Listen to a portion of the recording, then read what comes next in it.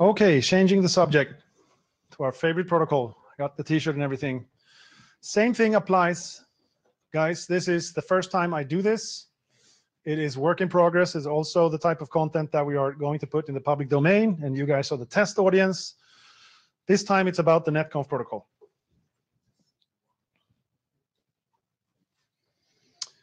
All right, same thing here. This presentation uses, in this case, actually a set of common kind of network-oriented tasks that people that run networks do to walk you through the features of the NETCONF protocol. So you'll see a commonality here, is that we wanted to try to do presentations or tutorials that are just not going through RFCs top to bottom, but actually tie it into a useful narrative or a useful set of activities. And after this presentation, which I think will be a little shorter than the Yang one, unless you really hammer on with questions, you will know how to get configuration from NETCONF. You know how to actually configure things with NETCONF, and you will understand how NETCONF transactions work. I told you about this about Yang, and it's even more important here. I'm not covering everything that the NETCONF protocol can do. It's actually large chunks that we just don't have time for. I believe that the full-blown version of this presentation will be on the order of 4 hours when we strive for completeness. So take this as kind of an intro for those of you who haven't heard this before. And there's quite a bit of other types of presentation material and tutorial material available, including, of course, all the way back to the source, the RFC. NETCONF, of course, is a protocol. It's been around for a while now. Any good protocol, it's based on a couple of layers. I'm not going to spend too much time on this, but some of the terminology here is important. On the bottom, we have secure transport, very, very important, right? But we didn't want to build the protocol explicitly towards any particular transport, right? We had a couple of requirements on useful transports, and then produce what we call transport bindings. The majority of the NETCONF implementations that I've seen in the world today uses SSH. So most of the implementations today is actually traveling over SSH, but that doesn't mean that it's inextricably linked with SSH in any way, shape, or form.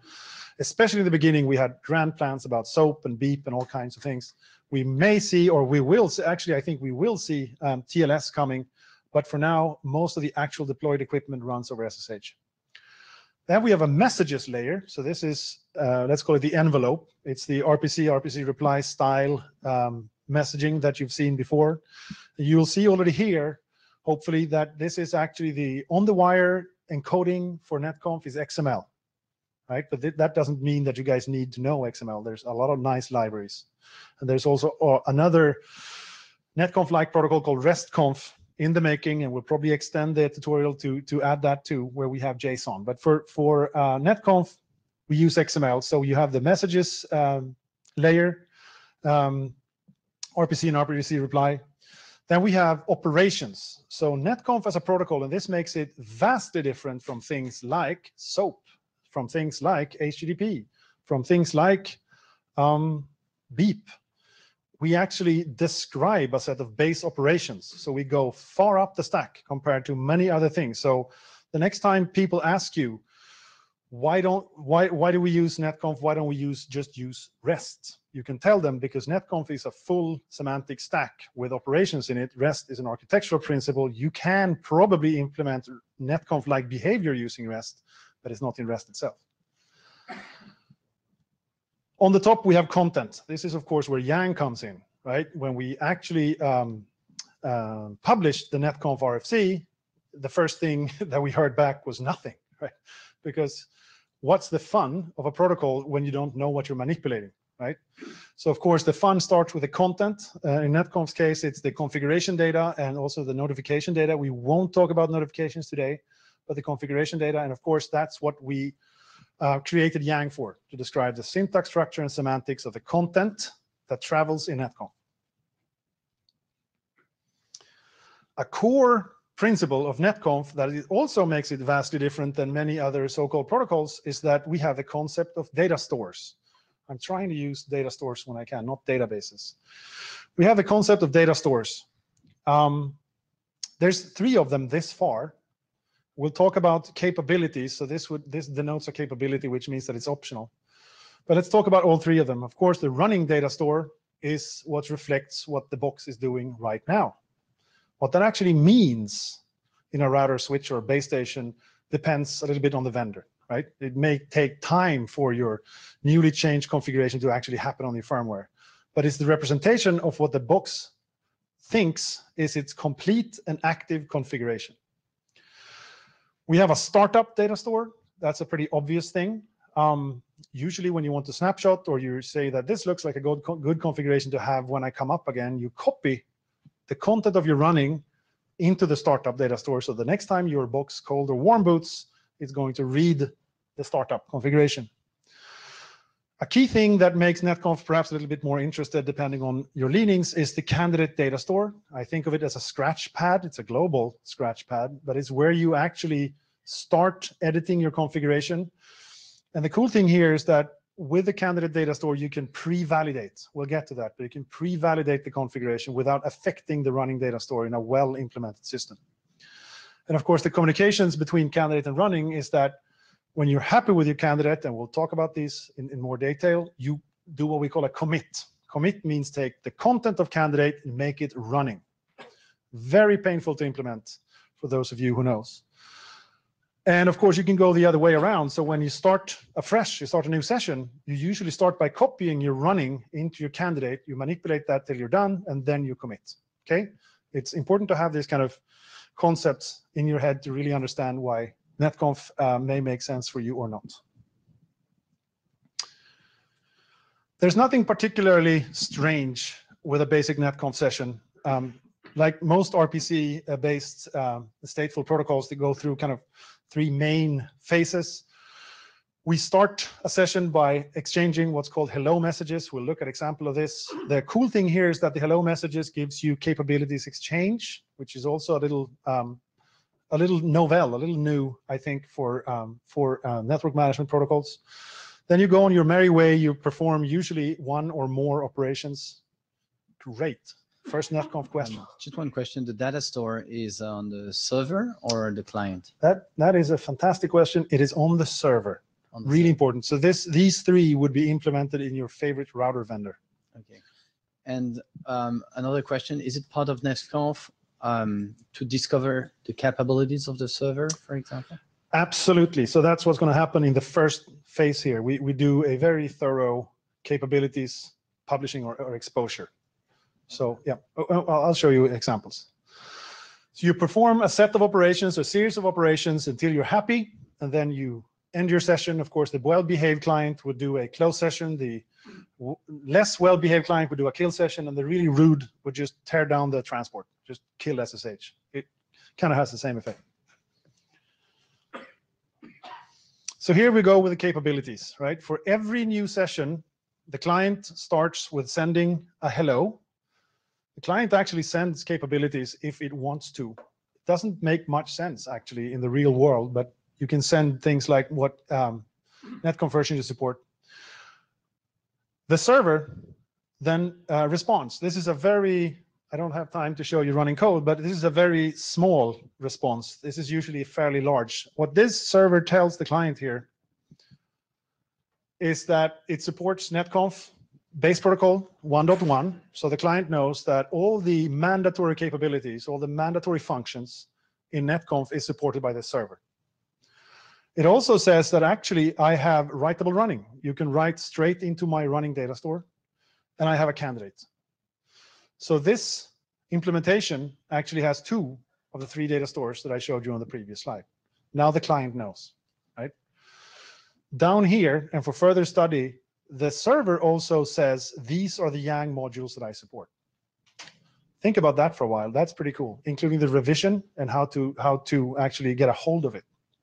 This means that you can always query a router for the exact contract language-like definition of the data set that you can manipulate on it.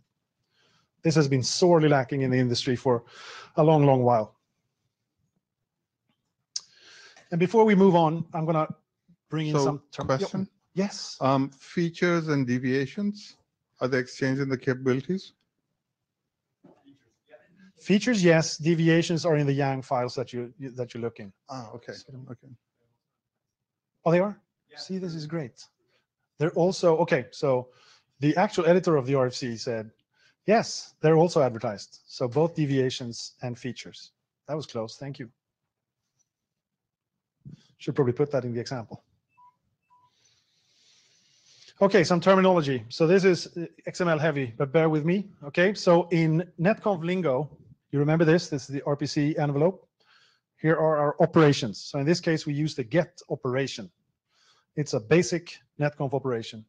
Operations have parameters. In this case, we use a filter. We'll make an example of this, but I just want to point out the lingo. Parameters may have attributes, so we're going to use a specific type of filter in this case. So operations, parameters, and attributes.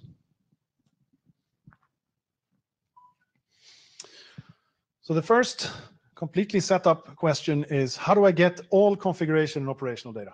Day-to-day question, right? To do this, we're going to use two different operations. And this is also where NetConf is a little bit different than other protocols.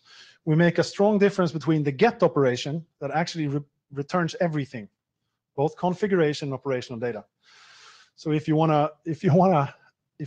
to have fun, you can take any big router that supports NetConf and do a get on route and watch it slowly keel over. It's a very, very heavy operation for most current implementations, because that means it needs to snapshot all counters, everything in its entire system. It's comparable to a single call SNMP walk for the entire MIB set. Okay, so don't do it yet until they got their code in order. The get config operation actually only fetches the configuration. So this is probably more useful. Typical use would be a backup. Actually, the semantics of this is such that you're supposed to be able to say get config, get the data, put it to the side, and at any point in time later, as long as the router or the box runs the same Yang models, you're supposed to be able to just dump it back. So we can say it's reliable backup and restore, much different from the way we've done it with CLIs and SNMP. Okay. So here's an example. All RPC messages have an ID. We actually use the base NetConf namespace. So namespaces is all over the place here. Nothing strange. You do a get. There's no parameters to get, which means you're doing the thing you shouldn't be doing, and you get an entire set of data returned in a data envelope. Okay, very straightforward. A more realistic, perhaps, get response. Actually, this comes out of our previous example. Is this? But it's a very made up too. It's as if this box only has two interfaces and only running IPv6. But as you can see, this data then is the same that we looked at for the example in Yang. Maybe the things to think of here is that this is where you start seeing the namespaces, right? This is the namespace from the Yang module for the IF types. This is the IETF IP namespace, and so forth.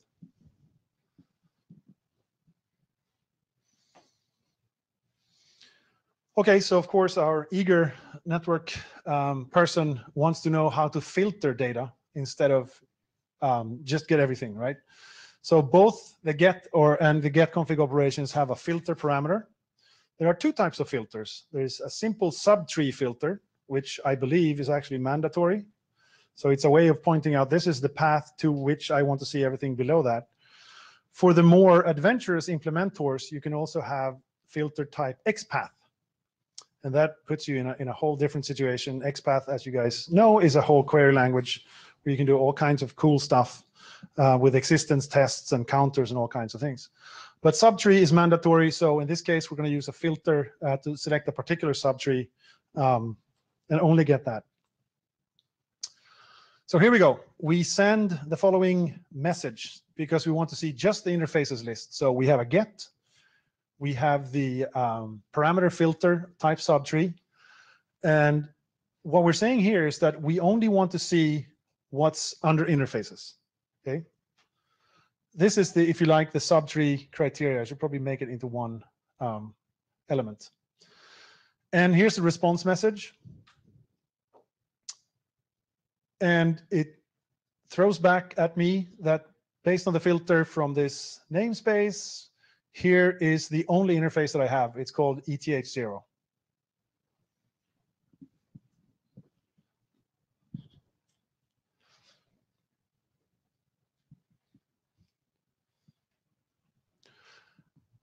And if we do it on a leaf, you'll get some more data. So in this case, the full or the deep response actually also includes, of course, everything that's under ETH0. Okay.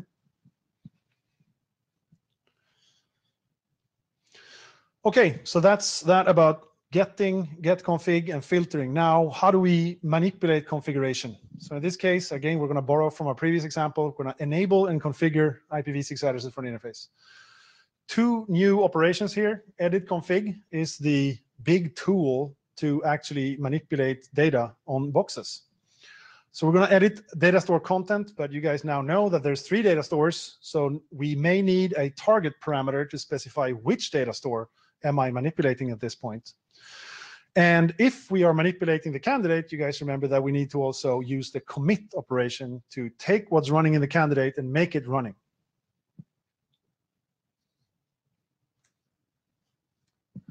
So almost like a general example of edit config is this, right? It's an RPC, it's its own base operation. You point out the target, and then you send the config subtree that you want to apply to the target.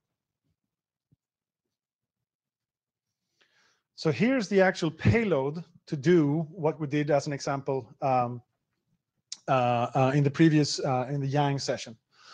So edit config, target running, right? So no candidate, just no candidate subtleties, just straight into running. We know what we're doing.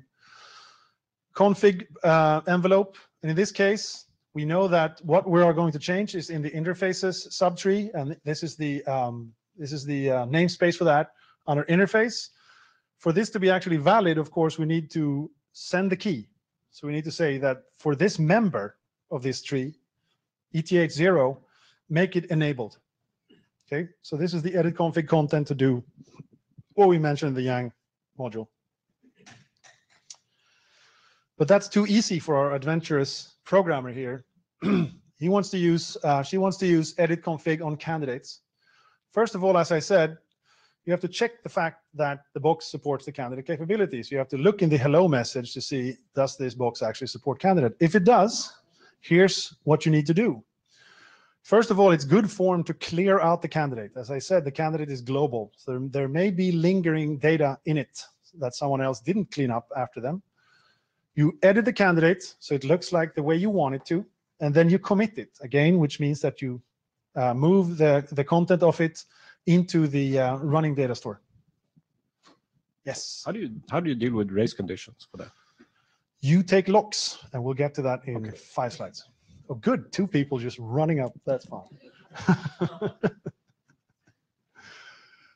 Maybe I'll make just a small note. Sit on your hands, race conditions later. Delete config, the parameter is target and candidate. We do edit config with the target candidate, new configuration, and we commit. That's the very short one. Yes? Sorry, question about the add configuration. So when I use the add configuration to configure some configuration to the servers, do I need to use the get config first? Because when I add the configuration, maybe the configuration of the server may be changed. So better I need to first get the configuration and then add the configuration to the server.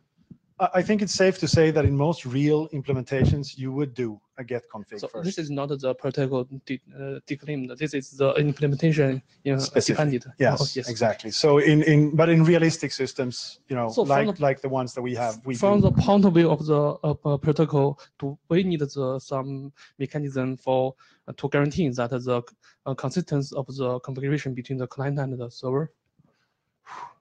A good implementation would provide that, yes. But actually, from the kind of NETCONF and Yang perspective, we are more concerned about the consistency on the server. Okay. See what I mean? I see. Yeah. Okay, thank you.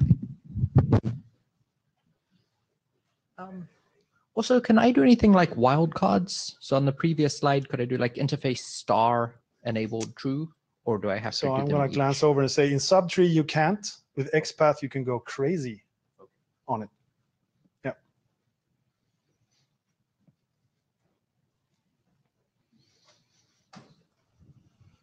So here's the edit config, our first step in that 3-step thing. So we had edit config, target candidates, same content that you saw before, and then we commit. That's the basic difference. And the commit step, if I didn't mention that before, is, of course, a transaction. So when the box returns that your commit was successful, it is supposed to be successfully running in running.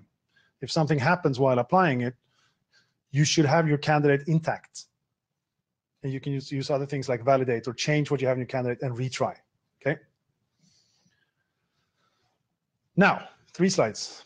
That's what it was. Locking. I don't want others to change the configuration while I'm editing it, right? You don't want bad fallouts from race conditions. We'll use a couple of new things. Actually, we're getting closer to kind of a full set of operations that will give you two-phase commit-like transactionality. The new operation here is that we will use a locking operation. You've seen delete. No, you haven't seen delete config. You've seen edit config. You've seen commit. And then, of course, to close it off, we will unlock the databases that we needed. So here we go. A good gentleman will then log in, or in the first thing to do in the session is to lock. So we have a target here. Of course, you don't want to lock the entire thing. In this case, we want to lock the running. Now, next question from you guys will be fine-grained locking. And no, there is no finer-grained locking than on a database level. Don't give me that look. Say something. Huh? In the base protocol. There are extensions, but in the base protocol. Good point. Delete the target candidate, so we clear that out. We do the edit config on the candidate. We commit it. Then we unlock it. Shouldn't say free, should say unlock. Datastore. Here we go. Yes. So another question. Can you sort of commit it and then require that you approve it sometime after that? Kind of like Juniper's, commit on a config. 3 more slides. You will find that Juniper did have quite a say in the creation of the NETCONF protocol. Validation and rollback. In this case, we will use a new operation called validate. So we will validate the content of a data store, which means that you will ask the system to do whatever it can in the back end to make sure that, first of all, it complies with the Yang, but maybe also other stuff, right? Is the temperature in the chassis such that you can do this change? And then we're going to use something called a confirm commit. Now that's a hint. That's called confirm commit. Confirm commit is a particular type of commit. There's 2 new parameters that we're going to talk about here. One is a persist parameter to specify a commit identifier, so a unique identifier for a particular commit that you can use later. And the other one is a confirm timeout. So what confirm timeout means is that unless you're back to confirm the confirmed commit, what we call a confirming commit, the box itself will roll back. Okay? So if that times out, the box will roll back itself. You can also cancel commits by identifying your commit using the persist parameter. So the validation step, because we've already done the edit candidate here, looks like this. So this is the way of asking the box, take a look at what I have in candidate, and the way you feel about things right now, is this valid according to Yang and according to your running state? If this is okay, then you can proceed to the commit state. And here's the confirmed commit. So the new things here are the parameters. We have the confirmed element. We are sure that, if something goes wrong inside of the next 10 seconds, it needs to roll back. If it survives 10 seconds, we're fine. This would have saved me in 1998 from taking out half of Sweden, for example, by mistyping ACLs and locking myself out of some core routers. Because had I done this with a confirmed timeout, I couldn't come back and confirm the commit. So it would have rolled back and saved me a crazy car ride. And in this case, we also send the persist ID.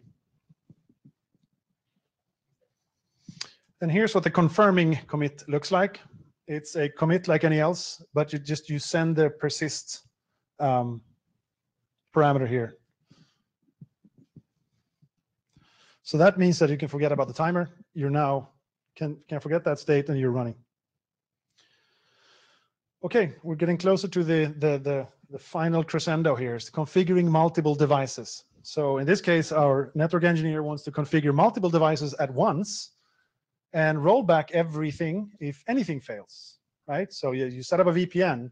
if anything fails on any of the participating boxes, you want all of them to reliably come back to where they were before I started meddling with them. Same steps as in the previous example, but we'll do it in parallel with one stop along the way. So this allows for two-phase commit transactions over network devices, given, of course, that devices you work actually has the capabilities that is required for all these steps. Great. When a failure occurs, can you have that from a different channel and say, oh, I noticed a failure and notice there is a failure, or? Ooh. So let's say you have an alarm system on the side that Yeah. suddenly gets a trap. Probably, yeah. There would need to be some sort of a channel between that alarm system and whatever client is actually doing it. See what I mean? There's no way for you as a third party to come in and say, stop what you're doing. Okay. Unless you know of the transaction ID, actually, then you can go in and say, yeah. It gets intricate.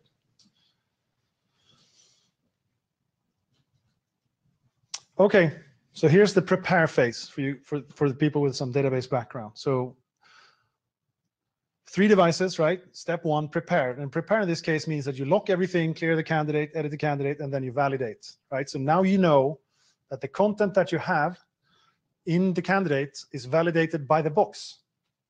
So that's a traditional prepare phase. All the subscribers or all the members in the transaction have said, what you're telling me looks good, okay? If any of the devices here say, well, you just gave me garbled input, you can just empty the candidate and unlock the data store and go back and think about what happened, okay? So nothing has actually been done to the running data store yet. But again, the devices have told you that what you're asking me to do looks reasonable. And then you commit. So then you probably do a confirm commit here, because of course, while the data that you send to the box will be semantically, syntactically, and structurally valid, it may be wrong, right? You may have the wrong BGP parameters, so your neighbor doesn't come up. You may have the wrong VPN endpoint, so there's no data flowing, right? So between the step of a commit and a confirming commit, you can go ahead and do whatever burn-in or feature tests that you need. So you will have a timeout that is appropriate for whatever you're going to do. And if any of those fails, if something, you know, there's no carrier Ethernet, the inter-frame delay is too high, so that's not going to work. All you have to do is, well, if you're rude, you can just kill the session, because a killed session on a confirmed or commit actually means rollback. And you just kill the sessions or close the sessions on all devices, and they will reliably roll back. So you're back to where you were. If they all work, then you can reliably just confirm the commits and then unlock the data store. So this will formally protect you from the common mistakes that we all do, in the sense that it provides two-phase commit-based transactions. Any questions?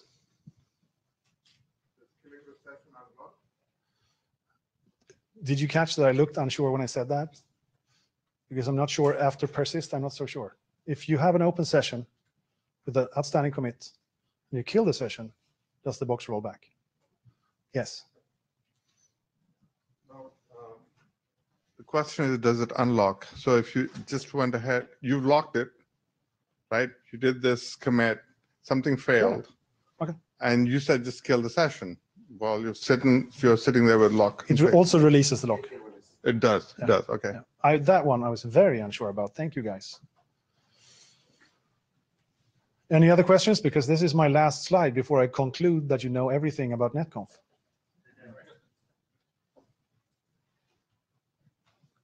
This is probably more of a deviation, but what about how does NetConf interact with other elements which may configure a switch, right? Yes. Because I have controllers which manipulate ARP tables, and if you're telling me that I have to lock something and then wait for that, yeah, it's going to screw everything. Yeah.